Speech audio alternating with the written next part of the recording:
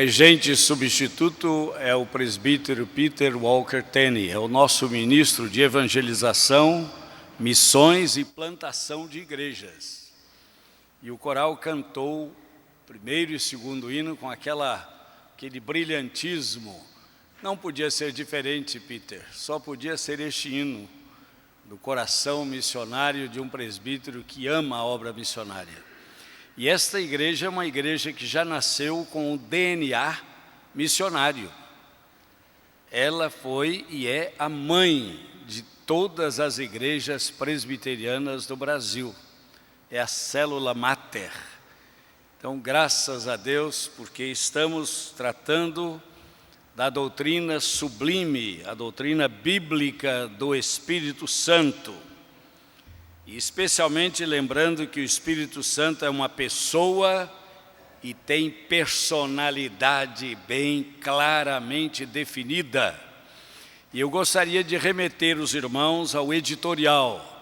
Vocês vão perceber que o editorial tomou por base a Epístola de Tiago, a Epístola Universal de Tiago.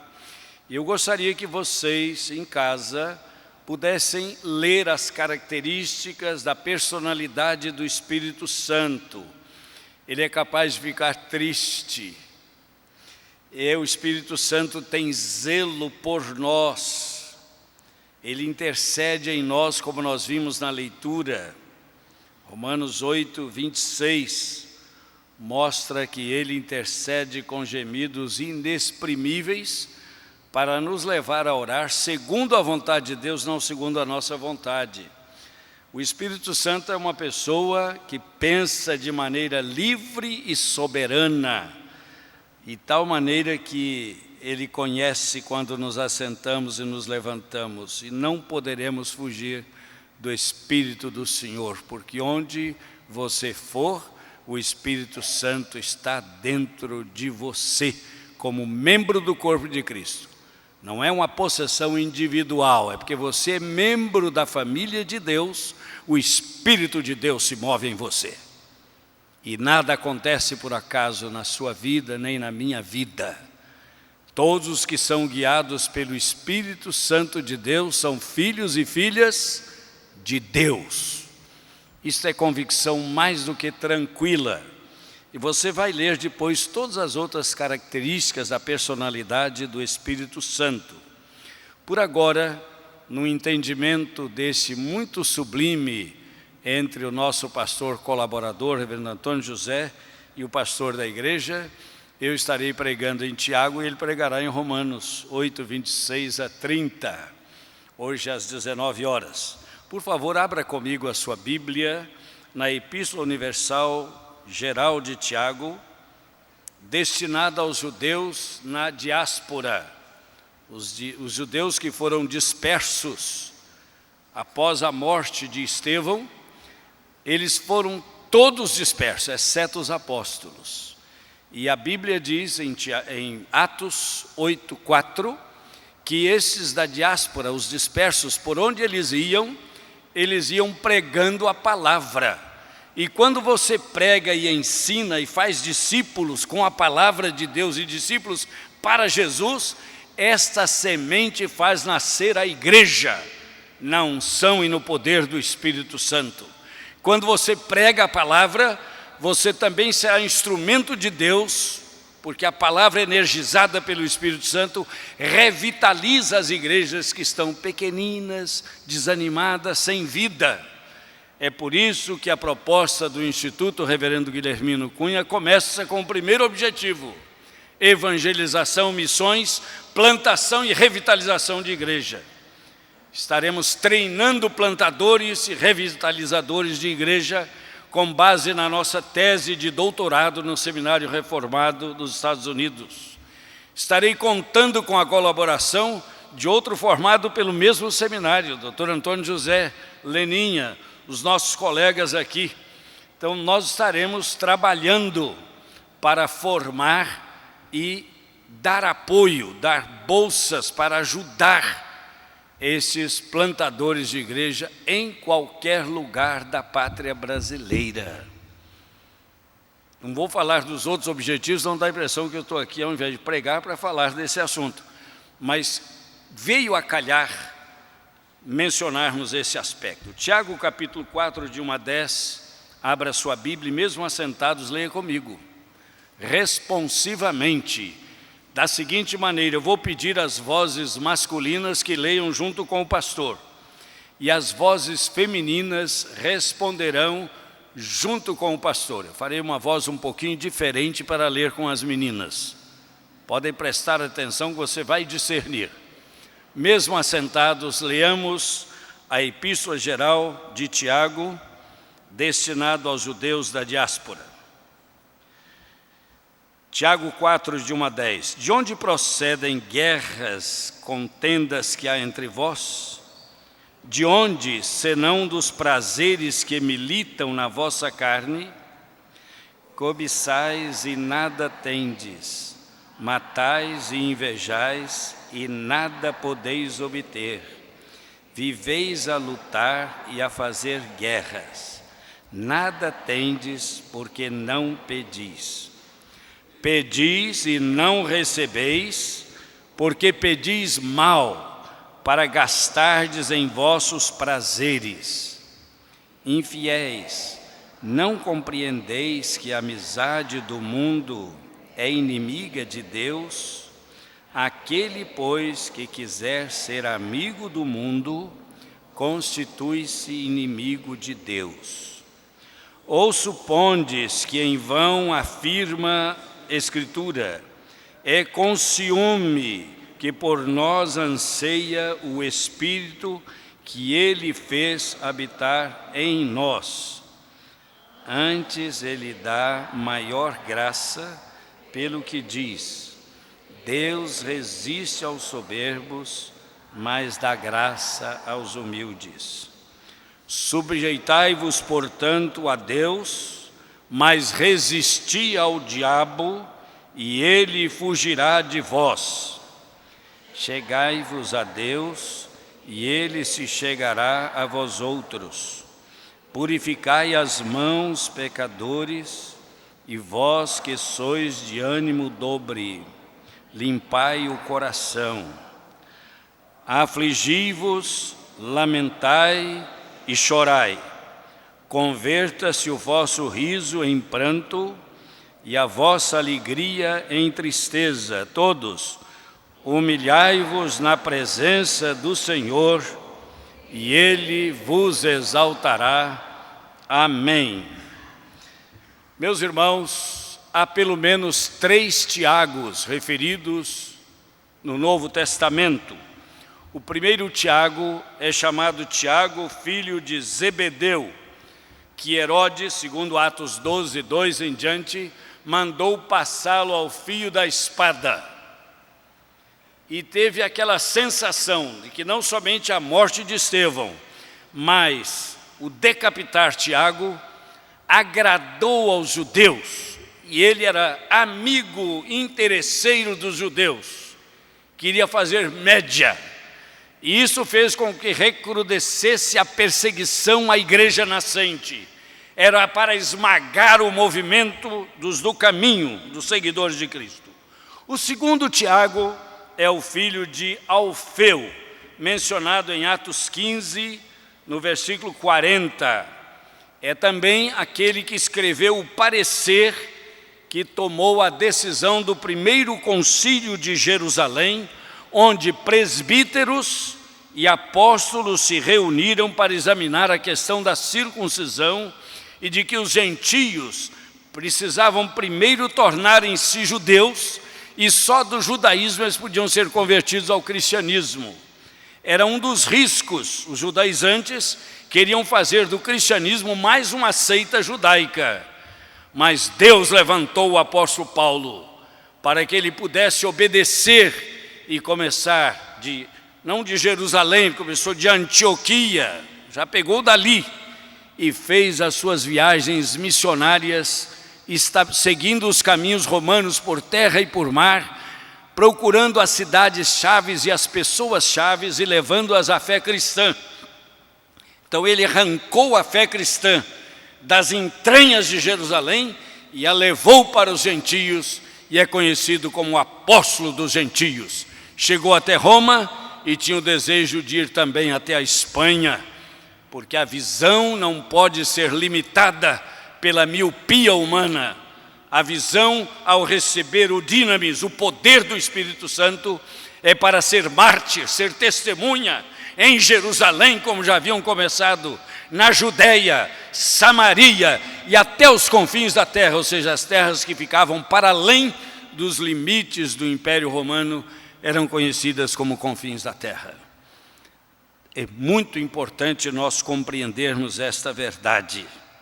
O fato, meus irmãos, é que se esta reunião do concílio em Jerusalém foi uma reunião de apóstolos, pastores, presbíteros, diáconos, presbíteros docentes e regentes, a única denominação que tem o seu nome extraído do Novo Testamento, direto, é a igreja presbiteriana, que é uma igreja de presbíteros e de presbitério. A ordenação é feita por um presbitério, um concílio local. A ordenação de pastores é feita pela imposição das mãos do presbitério, está em todo o Novo Testamento, particularmente em Atos dos Apóstolos. Mas graças a Deus, você já notou, ao longo desses já um pouquinho mais de 33 anos, nunca pregamos denominação aqui. Nós pregamos a Cristo, pregamos e falamos da igreja do Senhor Jesus, e ela não precisa de outro rótulo, não. Somos presbiterianos, mas pregamos Cristo e não pregamos a igreja. Estou fazendo essa observação com a cautela necessária, porque dá a impressão que nós acabamos de afirmar que a igreja presbiteriana do Brasil, sendo uma igreja de presbíteros e de presbitérios, e que tem o seu nome presbíteros, presbitério, presbiteriana, é um nome um pouquinho difícil, porque ele é longo, e tem gente que quebra a língua. Eu já ouvi tanta gente falando presbiteriano, presbiteriano, sai tanto besteriano. Então, graças a Deus que nós não pregamos denominação. Nós teríamos que passar um tempo imenso até ensinar a pessoa a falar o nome direito. Porque, note bem, presbiteriano, é uma palavra paroxítona. Então, naturalmente, nós não fazemos esse tipo de defesa. Você já entendeu? Também não estou fazendo apelo a ninguém. A gente precisa mudar não de igreja, mas mudar de vida. Mudar o coração e buscar fazer a vontade do Senhor. O terceiro Tiago, surpreendam-se, irmãos, é irmão do Senhor Jesus. Terceiro Tiago. 1 Coríntios 15, 7, Jesus apareceu a Tiago. O apóstolo Paulo, quando foi a Jerusalém para avistar-se com Pedro, e ele diz que avistou-se com Pedro, e lá na Epístola aos Gálatas ele diz, vi também a Tiago, visitei também a Tiago. Então é importante nós observarmos isto. Então nós vamos perceber que quando Pedro andou com Jesus, ele ouviu e viu, lá na hora do batismo, a voz dizendo, este é meu filho amado em quem me comprazo. Viu descer o Espírito Santo em forma corpórea. E isto fez com que em dois momentos, mas particularmente em Mateus 16, no manifesto de Cesareia de Filipe, quando Jesus perguntou, e vós quem dizeis que eu sou? Pedro disse, tu és o Cristo, o Filho do Deus vivo. E Jesus diz, não foi carne e sangue que te revelaram, mas meu Pai que está nos céus. É uma lembrança daquela cena em que ele ouviu, este é meu filho amado em quem me comprazo. Foi repetido várias vezes durante a cena do batismo. Meus irmãos, nós vamos olhar esta epístola e ver que Tiago, em Atos 21, 18 e seguinte, quando Paulo vai a Jerusalém, ele encontrou-se também com Tiago. A epístola de Tiago é uma epístola muito prática, é uma epístola muito ética. Por isso eu quero dar para vocês assim o resumo do resumo, ou seja, o sumário da epístola. Começa com a palavra de saudação, você que está com a Bíblia aberta, no capítulo 1, no versículo 1 do capítulo 1. Volta só uma página atrás, leia junto comigo. Tiago, servo de Deus e do Senhor Jesus Cristo, às 12 tribos que se encontram na dispersão, saudações. Logo a seguir nós vamos ver Tiago tratando da fé e as provações. Começa no capítulo 1, versículo 2 até o 27. Depois ele fala da fé e a nossa comunhão social. O cristão não é uma ilha, ele não se isola, ele faz parte do tecido social. E como nós devemos tratar as pessoas, o dever de não discriminar, não fazer acepção de pessoas, tratar a todos com igual amor. E se você tiver que dar alguma preferência a alguém na família da fé, dê preferência aos mais humildes, porque quando você dá atenção a uma pessoa mais humilde, você fez um bem espiritual muito grande ao coração dele. A pessoa que só quer ter relacionamento com gente que está lá acima das nuvens, porque tem muita importância, tem muito dinheiro, isso pode ser uma amizade interesseira. Eu estava até lembrando de uma reunião mais íntima, de uma pessoa que chegou e aproximou-se de um homem muito bem de vida, e foi no paletó dele e fez assim, disse: você me empresta $10.000, bota meu cisquinho de volta aqui. Porque aquela amizade, aquele gesto de carinho ali não era outra coisa senão interesse. Então a pessoa precisa ter uma sociabilidade saudável, gostar das pessoas por elas mesmas. Eu fico imaginando, graças a Deus eu não sou rico, mas eu fico imaginando uma pessoa próspera. Ele às vezes fica até meio confuso, porque acho que a pessoa está procurando a ele por causa do que ele tem. Uma pessoa que é muito famosa chega a colocar um bando de segurança por perto, nem para as pessoas chegarem perto. Vocês sabem que tem até pastor que tem segurança por todo lado? E já tive colegas que dizem o seguinte: escuta, você anda assim, sem ninguém tomando conta? Claro que ando. O Espírito do Senhor está comigo, os anjos do Senhor acampam ao seu redor. Não preciso mesmo. Claro que não estou criticando, porque às vezes a pessoa sabe por que ele está precisando desse tipo de segurança. Meus irmãos, Tiago é muito prático, eu não posso de maneira nenhuma me demorar muito, mas ele fala sobre o domínio da língua, ou órgãozinho. Se tivesse osso, eu tenho a impressão que tem muita gente que teria que andar com a língua engessada. Graças a Deus que língua não tem osso. Então Tiago fala a respeito da língua, ou linguinha. Tiago 3, de 1 a 12. Depois ele fala a respeito de buscar a sabedoria do alto. Essa eu gosto. Se há uma coisa que eu peço ao Papai do Céu sempre, é que Ele me dê sabedoria do alto e discernimento espiritual. E de vez em quando eu converso com o Espírito Santo e digo o seguinte: desarma um pouquinho o meu espírito, porque a gente, quando está assim muito ligado, a gente desconfia de tudo. Mineiro já é desconfiado. Então eu tenho pedido ao Senhor que me deixe ser um pouquinho ingênuo. E algumas vezes eu sou mesmo, eu não percebo. As pessoas aprontam e eu não vi. Eu só fico sabendo depois. Mas sabe o que eu faço? Entrego nas mãos de Deus. É a melhor coisa a fazer. E você sabe que é uma das coisas mais dolorosas você entregar alguém nas mãos do Deus vivo? Você se lembra de um texto bíblico que diz: horrenda coisa é cair nas mãos do Deus vivo? Já ouviu isso? Então, quando o pastor diz o seguinte: não, meu irmão, eu estou entregando você nas mãos de Deus, você pode estar certo que esse negócio é bravo. Então, não pense você que é simples, não tem nada ingênuo aí. Riquezas mal adquiridas, Tiago 4, de 1 a 17, Tiago 5, de 1 a 6.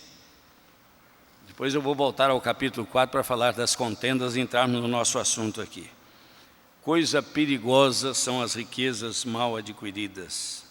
E na mesma sequência diz: nós vamos ter paciência como Jó e paciência como agricultor. Ele espera a época de semear, semeia e espera as primeiras chuvas para ver brotar o que ele semeou. Precisa de paciência. Toda pessoa que fica vigiando a plantinha para ver se ela cresce ou não cresce, parece que complica. Semeou, o germinar, florir e frutificar é com Deus. Eu plantei, Apolo regou, mas Deus deu o crescimento e fez frutificar. Glorificado seja o nome do Senhor. Por fim, a paciência lembra-nos que é importante saber esperar. Esperei com paciência no Senhor, e Ele se inclinou para mim e ouviu o meu clamor. Saber esperar é uma grande virtude. E hoje, permitam-nos, nós vamos tratar da fé e as contendas. Eu soube de um sermão antológico pregado pelo reverendo Antônio José, que balançou muitos corações. Eu não espero não cair na mesma, vou simplesmente expor um pouquinho esse texto aqui de Tiago. Tiago, no capítulo 4, ele trata da fé e das contendas. E ele diz, qual a origem das discórdias que aparecem no nosso meio? Tiago 4, de 1 a 6. Contendas aqui no texto grego original é uma palavrinha que significa guerra, makoi, guerras, lutas, discórdias de opiniões, discórdias até ofensivas. Este é o sentido de contendas. Ele também fala de paixões e de prazeres que militam em nossa carne e que impedem a nossa santificação. Nós somos membros do corpo de Cristo. Por isso ele vai tratar de um assunto e vai dizer o seguinte: cobiçais e nada tendes, matais e invejais e nada podeis obter. O fato é que nada tendes porque nada pedis. Pedis e não recebeis porque pedis mal, para gastardes nos vossos deleites e prazeres. São orações egocêntricas, quase sempre. Eu me surpreendo, conversando com Deus em Senhor, dá-me, ajuda-me, protege-me, abençoa, dá-me sabedoria. De repente eu paro e falo assim, Senhor, me perdoe, eu estou pensando só em mim. Eu estou orando erradamente. Deus mudou a sorte de Jó quando ele orou em favor dos seus desafetos. Os amigos de Jó, na verdade, não eram amigos. Quem tem amigo assim não precisa de inimigo.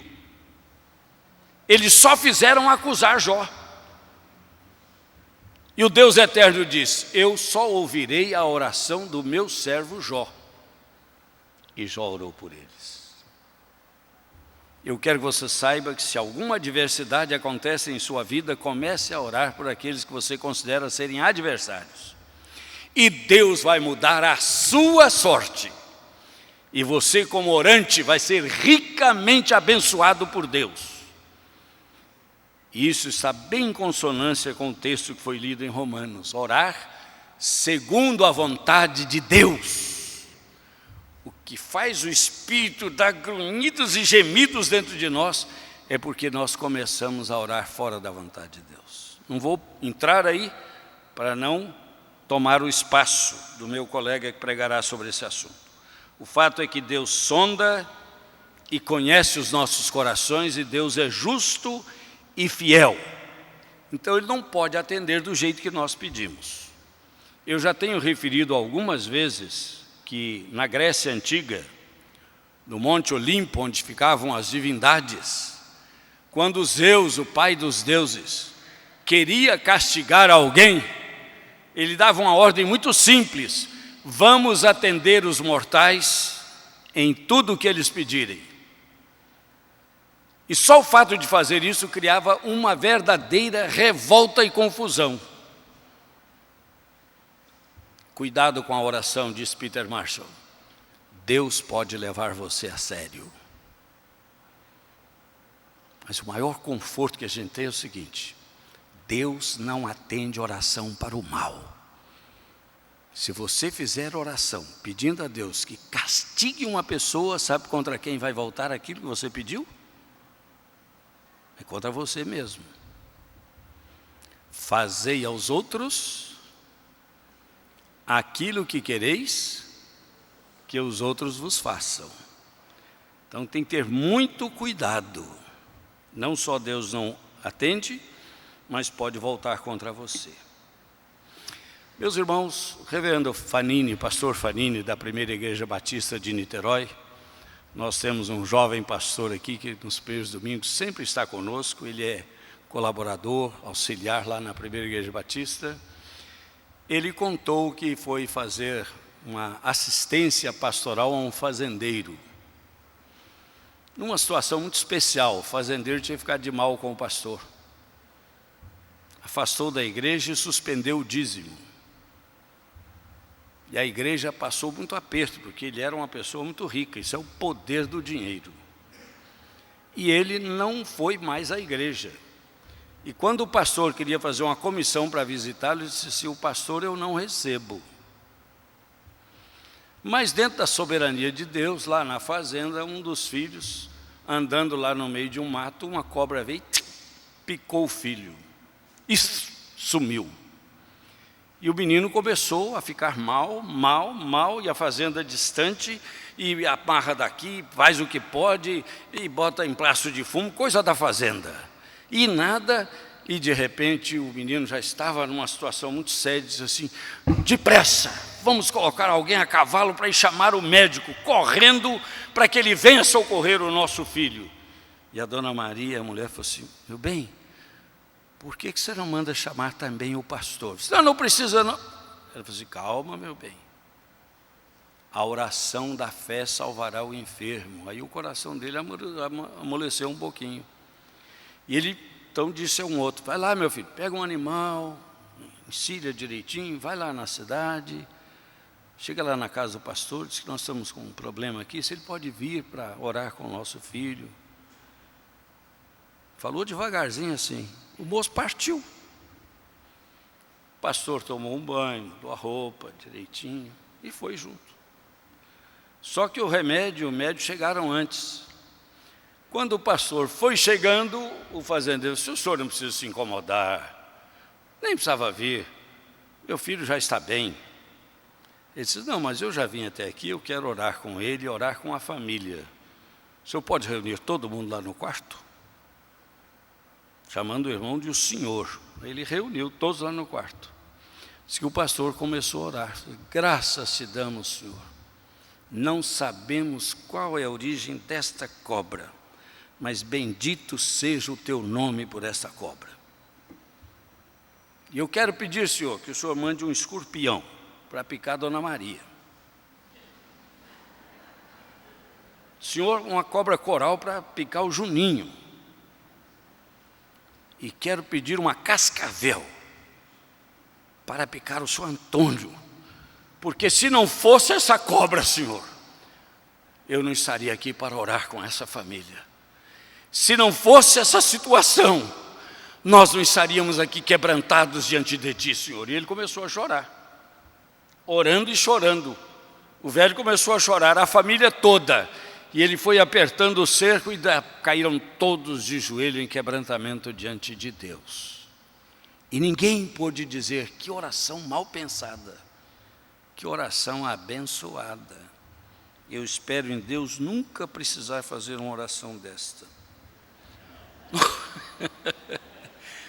No versículo 4, nós lemos uma palavrinha: infiéis.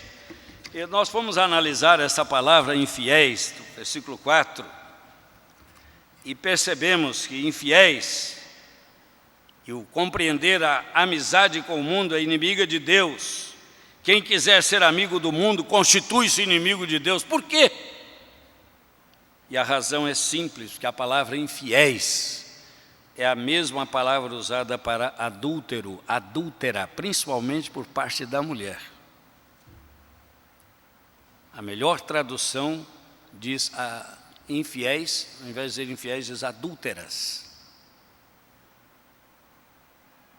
E nós ficamos impressionados com isso e fomos fazer esse contraste de amizade segundo a carne, segundo o mundo, é uma amizade separada de Deus. O amor que é santificado pelo amor de Deus é aquele amor que é no Senhor. De tal maneira que quando você casa com a pessoa que você ama, é porque ela é membro do corpo de Cristo como você é. E além de ser sua esposa, ela é também sua irmã. E os seus filhos são a herança bendita do Senhor. E aí começa toda a bênção. É por isso que diz que uma coisa não concilia com a outra, porque ser santo é ser cortado do mundo e ligado no corpo de Cristo. E eu não posso deixar os meus filhos, nem os meus netos desligados do corpo de Cristo nem um instante. E o sinal e selo dessa inclusão é o batismo. É com ciúme que o Espírito intercede por nós e em nós. Por que o Espírito teria ciúme? É bem simples e ao mesmo tempo muito difícil. Cada vez que eu deixo uma raiz de amargura no meu coração, cada vez que eu dou espaço a um pecado, acolho alguma coisa que é absolutamente errada e negativa, eu estou entristecendo ao Espírito Santo de Deus no meu coração. Por isso eu gostaria que você acompanhasse comigo agora no texto sagrado. E esse Espírito é o Espírito que Ele fez habitar em nós. Nós somos templo do Espírito Santo. E esse Espírito que habita em nós é que nos guia a toda a verdade. É que nos dá sensibilidade para perceber o imperceptível, para discernir as oportunidades. E às vezes, meus irmãos, quando a gente é guiado pelo Espírito Santo de Deus, você vai e para num lugar, não sabe nem porque parou ali. Desce do carro e sai olhando, procurando. Quando você pergunta no segundo prédio, você já tem o seu assunto resolvido. Em poucos minutos sobe e vê um apartamento que será agradável para a filha. Elas estão juntas, a neta também. E simplesmente o assunto já está resolvido. E olha que foram feitas várias buscas com imobiliárias, com tudo que a gente podia imaginar. Mas a gente age dizendo: Senhor, guia os meus passos. E eu não gostaria que você visse só no sentido material, mas também no sentido espiritual. Tem momentos que Deus não permite que nós falemos alguma coisa, a gente fica calado. E às vezes esse silêncio fala alto. E a pessoa que aguentou no silêncio, ela sai honrada e abençoada por Deus. E eu tenho acompanhado isso. Dói na gente, mas é profundamente redentora essa dor. Deus resiste aos soberbos, diz esse texto aqui, no versículo 6. Mas dá a sua graça aos humildes. Rendei-vos, sujeitai-vos a Deus, mas resisti ao diabo, e ele fugirá de vós. Quando você está quebrantado diante do Senhor, o diabo não chega perto. Não tem lugar para ele entre os remidos do Senhor. A pior heresia que existe é dizer que tem crente endemoniado. Meu Pai do céu, isso é ignorância bíblica. Se o Espírito Santo habita em nós e move em nós, maior é o que está em nós do que aquele que atua no mundo. Mais uma vez, a amizade com Deus torna a gente incompatível com os esquemas e os acordos deste mundo. Glória a Deus. Chegai-vos a Deus,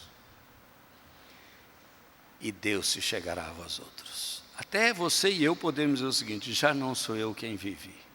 Quem sabe o resto? Pouca gente sabe, né?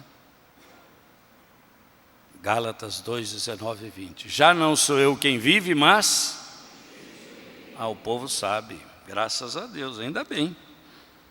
Chegai-vos a Deus, Ele se chegará a vós outros. Agora, purificai as vossas mãos, mãos limpas, coração puro, nós podemos estar na presença do Senhor. Coração limpo e puro diante de Deus. Coração sem maldade. Afligi-vos, lamentai e chorai. Converta-se o vosso riso em pranto, a vossa alegria em tristeza. E por fim, humilhai-vos sob a poderosa mão de Deus, para que Ele, no tempo oportuno, vos exalte. Todo aquele que se exalta, a Bíblia diz que ele será humilhado. Todo aquele que se humilha, sinceramente, será honrado. A escolha é sua. Nós já fizemos a nossa escolha. Que Deus nos ajude. Amém.